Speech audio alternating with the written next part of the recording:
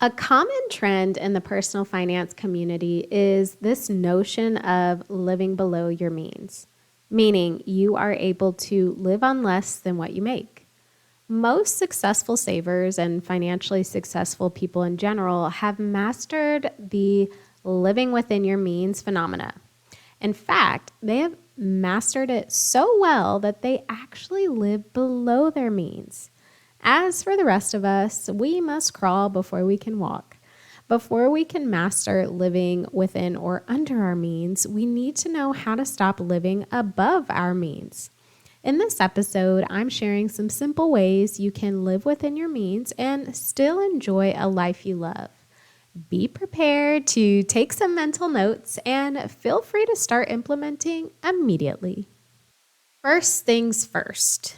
If you want to live within your means, you absolutely need to understand your financial situation. And the number one way to do that is with a budget. How can you live within your means if you don't even know what your means are? Before you can start pinpointing where you can cut back, if you can make more money, what your situation needs to help you reach your goals, you need to know exactly what is coming in and going out. Now, the best way to get this information is through a budget. A budget is simply a tool. It's a tool that should show you what money is coming in over the course of a month and where the money is being spent over the course of that same month. So basically, what's coming in and what's going out. If you've never created a budget before, or if for whatever reason your past budgets didn't show that information, I think it's best to look back at your last month's bank statements and credit card statements. Okay, so I understand that this may be a time-consuming exercise, but if you have no idea what's been happening with your money, the only way to get that information is to look at your past behaviors. So pull up last month's bank account statement, last month's credit card statements, whatever accounts you use to spend money. Write down how much money you made through your main job and any side hustles referring to your bank statements. You should be able to see what money came in. Then write down your recurring bills and expenses. Lastly, write down all of your discretionary spending. If the numbers are telling you you probably spent more than you made, you are living above your means. And the first step is to know. The second step is to change.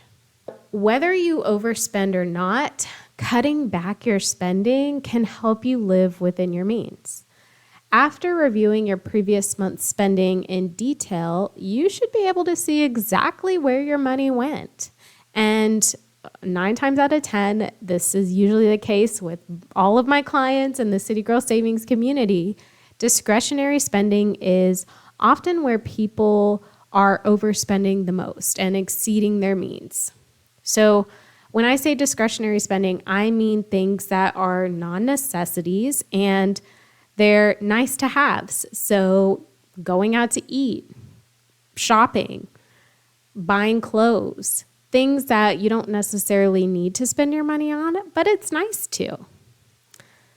So start by giving yourself a limit on discretionary spending moving forward. So once you've identified that you are overspending in this area, we got to set a limit.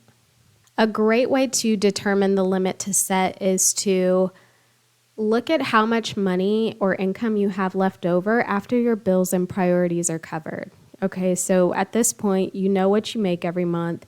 You know what your spending is every month. What is left after you have spent all of your money on the necessities, the bills, the required things every month? What are you left with? Whatever that leftover amount is, that's where you want to start with your discretionary spending limit. Now, once you've gotten to a place where you've managed to save some money in the discretionary spending category, I want you to shift your focus to recurring expenses. Is there any service or subscription that you aren't using but you're spending your money on? Is there anything that can be cut down or cut out, like cable or gym fees? Cutting back your spending can get you below that threshold of spending more than you make. And if you find that cutting back your expenses doesn't get you below that threshold, your only other option is to bring in more money. Now, speaking of making more money, let's spend some time here. I don't want you to sleep on making more money, because one surefire way to ensure you are living within your means and even under those means is to increase the amount of money you bring in on a regular basis. And the great news about making more money is that there's so many options available. There are a variety of ways anyone can bring in more money to help you either get to break even or get to profitable month over month. I am going to share a few ideas, and any that spark your interest, like take note and do some research and see which ones you can get going as soon as possible if making more money is something that you've been thinking about. So you could work overtime at your current job if it's applicable. You could become a virtual assistant or a freelance writer. You can start a blog and immediately use display advertising. You can rent out a room in your place. You can sell old items or things you no longer want, sell them online, or host a garage sale. You can adjust your tax withholdings if you typically get a refund every year. You can take nice photos of different sceneries, animals, and sell those photos online, or you can take online surveys. Now, if a second job is actually something that you are seeking to help you break even every month, it's best to just bite the bullet and go ahead and get that second job, okay? And remember, this is a temporary situation. If you are seeking out more money to help you break even or get ahead, it doesn't have to last forever, right? Use that additional income stream strategically so that you are spending the least amount of time possible there, but you're making the biggest impact. And if you can turn your hobbies or things you enjoy doing into a business, then don't procrastinate it. Get started as soon as possible so you can start turning a profit. Okay, moving on. The next easy way to live within your means: stop relying on your credit cards. If you are using your credit cards but paying them off in full every month, then by all means continue doing what you're doing, because you are probably getting some sort of rewards or points, and that can be a great way to leverage credit cards to your benefit. Okay, so if you are strategically using credit cards, you are not paying interest, you're paying your balances in full, continue doing what you're doing.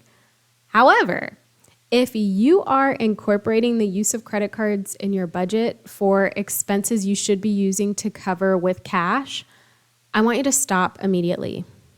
It is not possible to live within your means but have a ton of credit card debt. Credit card debt comes with insanely high interest, and that interest can keep you in debt for a lot longer than you think.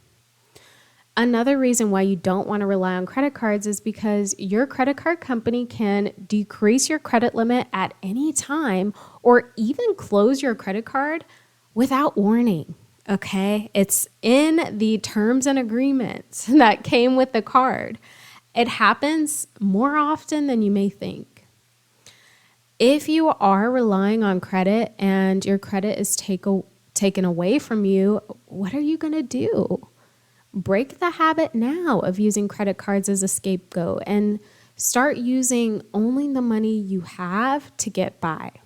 All right, moving on. Next easy way to live within your means: do not worry about keeping up with the Joneses. Now, I totally understand how hard this can be. With social media being as big as it is incredibly easy to see what your friends are doing, what your family is doing, what celebrities are doing at every moment. Not only does this take your mind off of what you should be doing for you, it can make you feel like you need to buy things or go places just to keep up. Resist the social pressure to buy things you don't need, to go to places you don't need to be going to just to keep up with friends or celebrities. You can use credit to fake that life for a short amount of time, but when it runs out, and it definitely will run out, you will be paying for it. So when it comes to improving your money situation, do not compare yourself to others and do not worry about keeping up with the Joneses. You don't really know what someone's financial situation is unless you see their bank accounts. And most people aren't going to willingly show that information. So if you see an influencer or a friend or a celebrity out doing what appears to be them living their best life, don't feel anything but good for them. If you compare yourself or if you think, well, man, I wish I could do that, you don't know the full picture. People put out on social media what they want others to see. And nobody wants to see someone being broke. Nobody wants to put the bad out there. So you are comparing your bad situation to someone's great situation, and you have no idea what that actually looks like. So don't worry about keeping up with the Joneses. Don't compare yourself to others. Focus on you. And the best advice I have for avoiding that need to keep up is to limit your social media scrolling. Set an alert to go off when you've exceeded a certain amount of time on a social media app. Honestly, you can spend hours, and I monitor my screen time, so I make sure I'm not spending excessive amounts of time on social media unless it's from a business perspective. I rarely scroll social media from a just personal, not doing anything perspective, because you can go down that rabbit hole and it's not a pretty one. Another thing you can do is make it a point to only follow people and companies that inspire you to do better and work harder.